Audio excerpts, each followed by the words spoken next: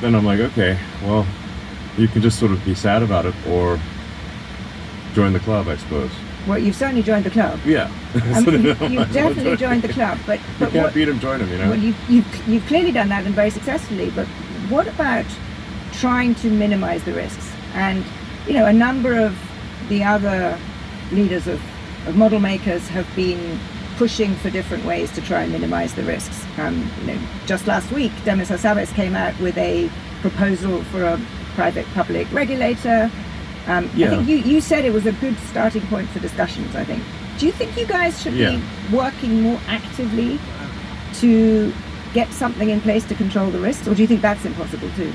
My recommendation to Demis, because I talked to him for a few hours before he published his piece, was that the most immediate thing that we could do is to have the leading AI companies at least just meet or have some sort of call once every few weeks and just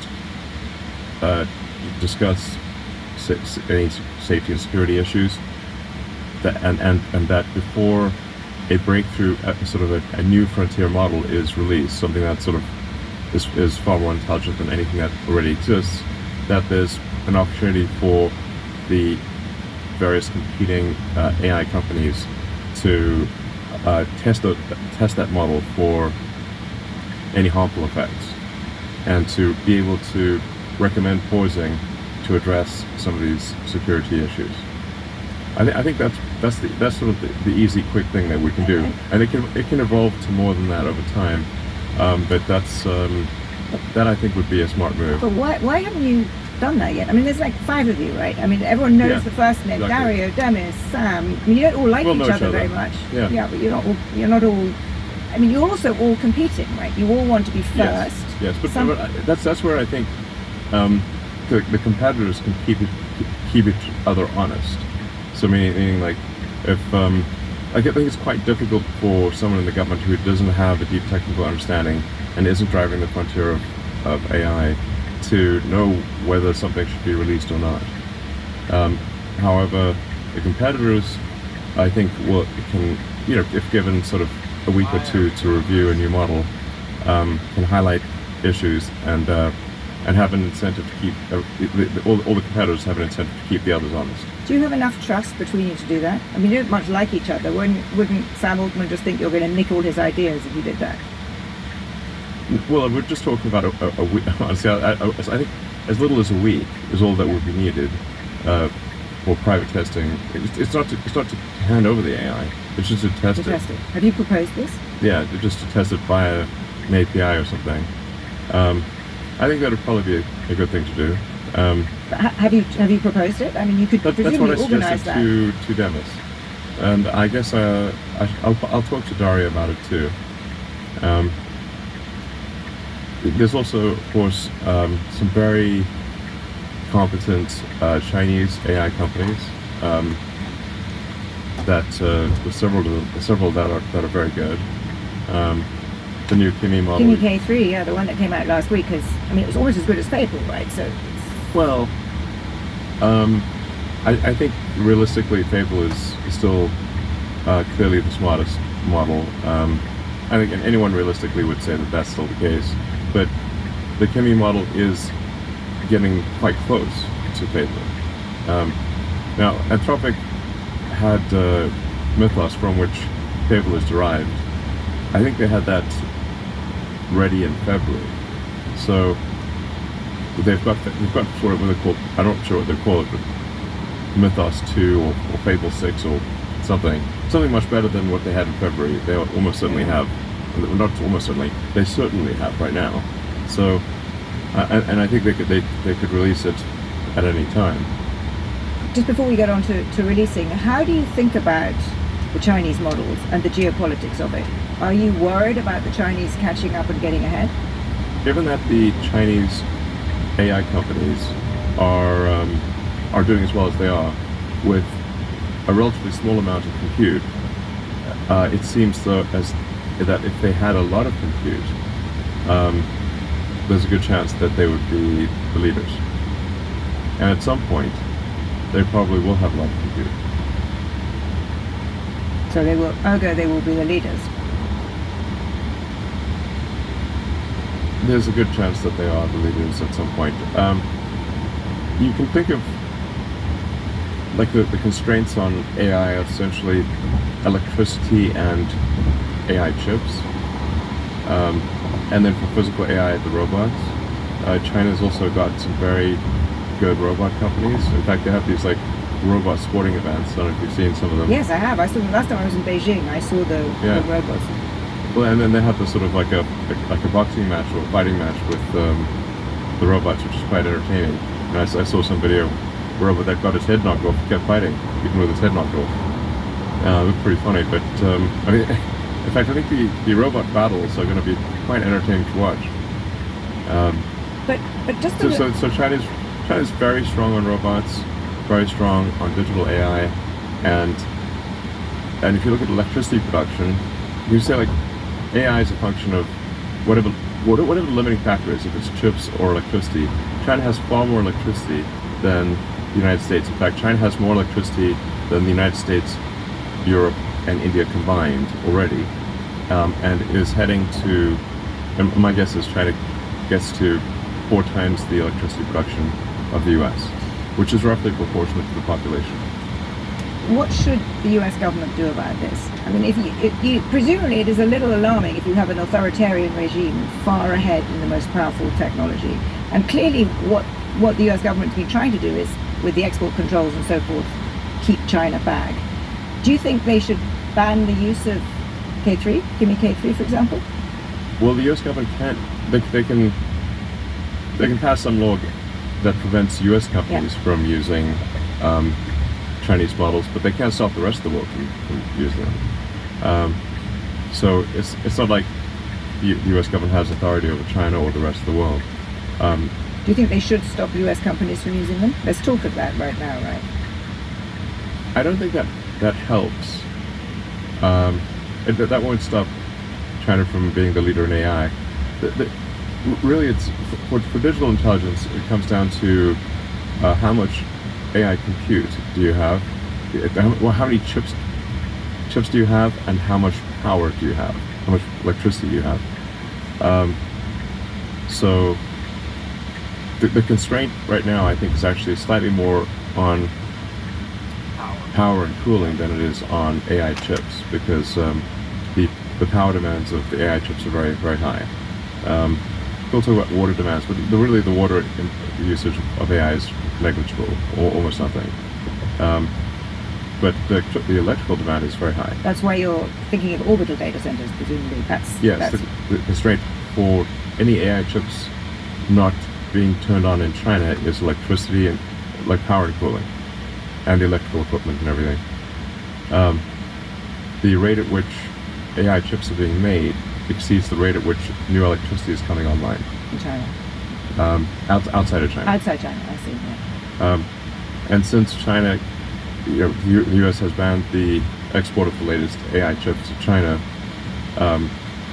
China is somewhat chip starved. But they are becoming much more efficient at using the chips that they have, and that one of the striking things of Kimi K3, right, is that how efficiently they. And China is also, I think, closer than most people realize to solving the lithography problem, which would enable them to make AI chips at very large volumes. So I think there's, this shouldn't devolve into just a China conversation, but so the current constraint is electricity outside of China. In China, the constraint is chips. Once we address the power constraint with AI data centers in space, then the constraint will once again be chips outside of China. That suggests to me that you need China and the US, if you're going to have some overall safety constraints, that they will need to work together. If you are going to try and you suggested, the 5 makers here working. Probably it should include the Chinese companies that are doing frontier AI models too. And do you think governments need to be involved? My recommendation would be that if some of the leading companies in AI say that a new model is very dangerous, then they should inform the government. And a new model is very dangerous, and that the company producing that model is not taking steps to address the danger. Then they should alert the government to take action to limit the release of that model. And that could be action by the Chinese government or action by the U.S. government. It's really just the U.S. government and the Chinese government that have the power to take action here. But I guess people would be worried about relying on a group of model builders to decide whether to do this. I mean, if you look at what the US government has done with Mythos, they stepped in because they were worried about the cybersecurity risks, and they stepped in using threat of export controls to prevent the widespread release of this model. I find it hard to see how governments will not want to keep that power, that they ultimately decide whether a model gets released. I think they should have that power, but it wasn't as though someone in the government figured out that Mythos had some scary cybersecurity risks. It was Amazon. Amazon highlighted this, and Amazon called the White House.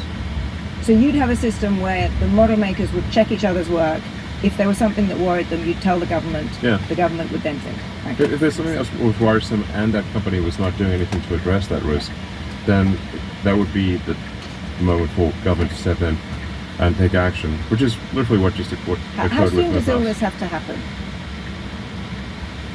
Well, I think it'd be good to do that. I think immediately, really. Yeah, that's what people keep telling me. We have to get some kind of system in the next 6 months because of the pace at which the models are improving. Yeah, 6 months is a long time. So you think shorter than that? Well, I mean, there's so many AI breakthrough announcements, sometimes multiple per day. I mean, how many were there last week? A lot. I lost track. Yeah, a lot. So you basically, whether it's Demis's proposal or others, you need to get together and get this set up kind of now, it sounds like you're telling me. Yeah, I would recommend that we at least have some sort of informal weekly or bi-weekly call, and that there's maybe a week or 2 weeks of early access by competitors. And this is why I think the incentives work, is because if competing companies, I think, are likely to understand if something is a security risk, and they're not going to be shy about highlighting that their competitors' models should be delayed in release. I think the incentive structure does work quite well there, and if this is sort of how it works with the Motion Picture Association. It's an industry group that decides how movies should be rated, whether it's appropriate for young children or not, and that seems to have worked quite well. So, and then you really just ask the government to intervene if a company is doing something very dangerous and refuses to take action to reduce the danger. Do you think this is a tricky one, that you guys don't much like each other and you don't much trust each other? You're insulting each other on social media constantly. So do you think you can do that with people that you dislike, that where there seems to be such kind of personal vitriol between some of these leaders? Yes. Well, I'm not a fan of Sam Altman because you're watching my interview with Elon Musk. If you want to get early access to other interviews, company and owned by the world, and it somehow got turned into an $800 billion for-profit company with closed source, I think you'd be like, well, wait a second, that's the exact opposite of what I donated the money for. That's my issue. I think it's a legitimate one.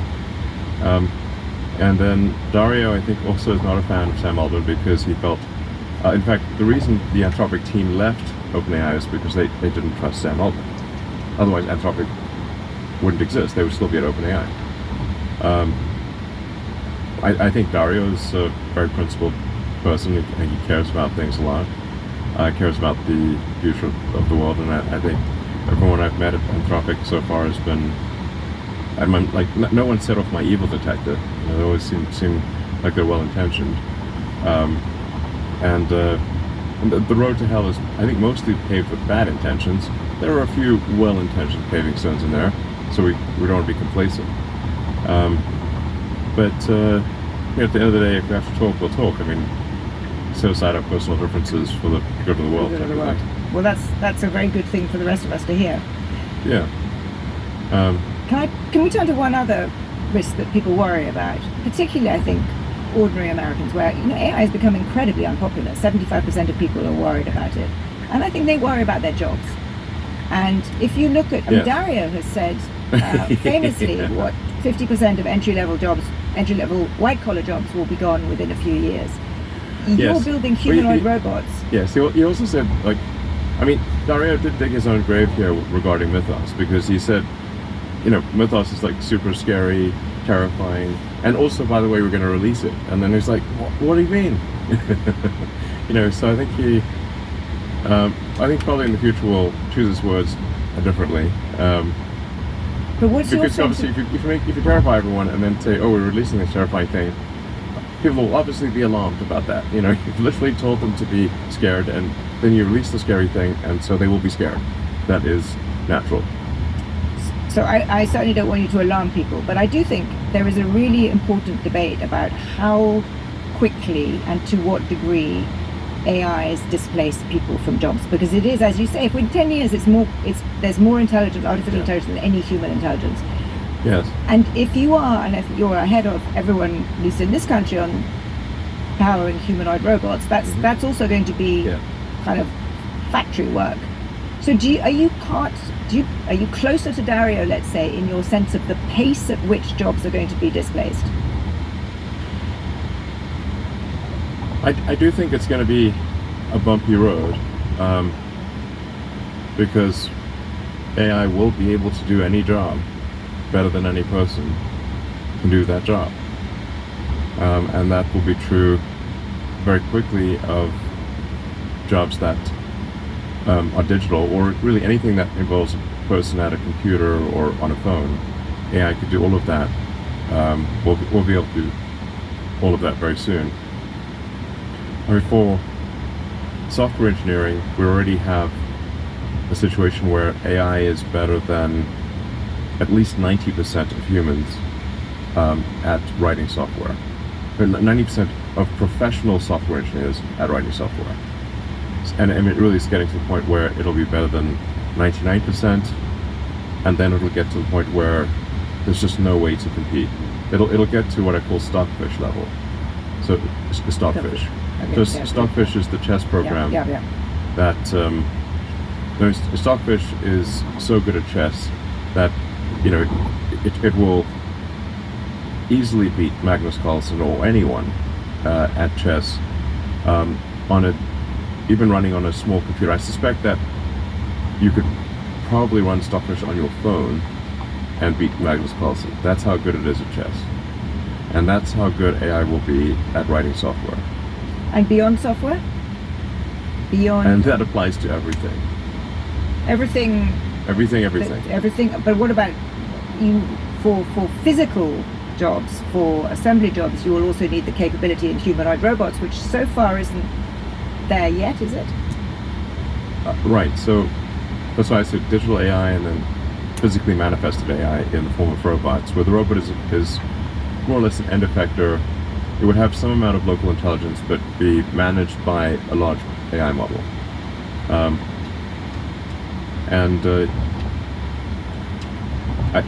And I've said many times, I think work is going to be optional. So, so I think maybe a good comparison would be gardening. Like, you don't have to garden. You don't have to grow vegetables in your garden. You can go to the store and they're going to be pristine vegetables, or you could grow vegetables in your garden and they will actually be less perfect.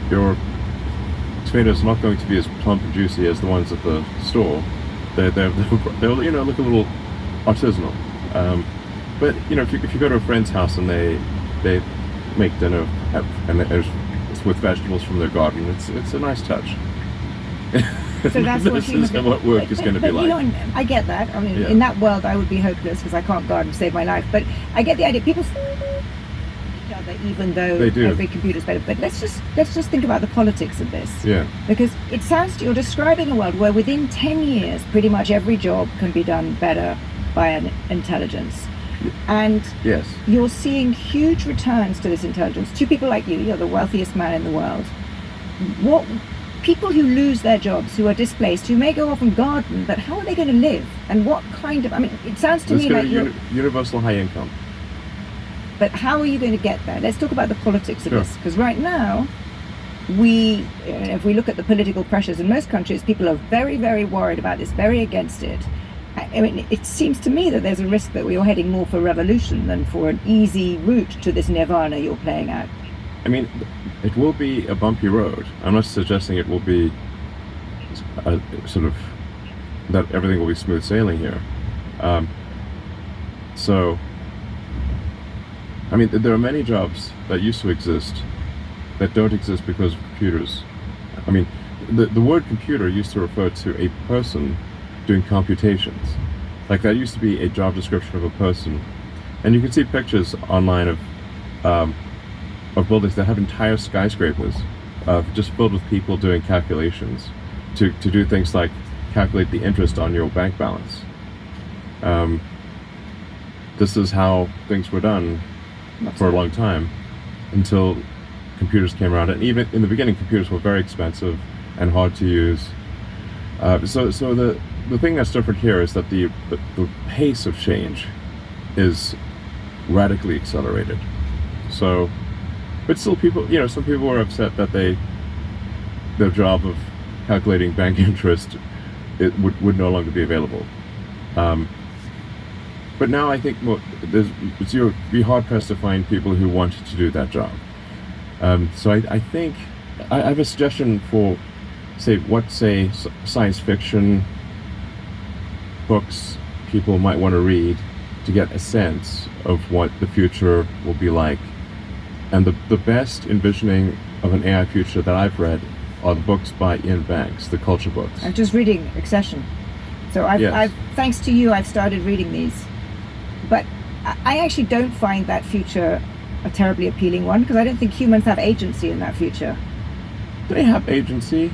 Minimal compared to in the their minds. small way. But the irony, I mean, Ian Banks, as you know, was a socialist. Ian Banks had a very different political philosophy. I'm not sure I would entirely agree with that.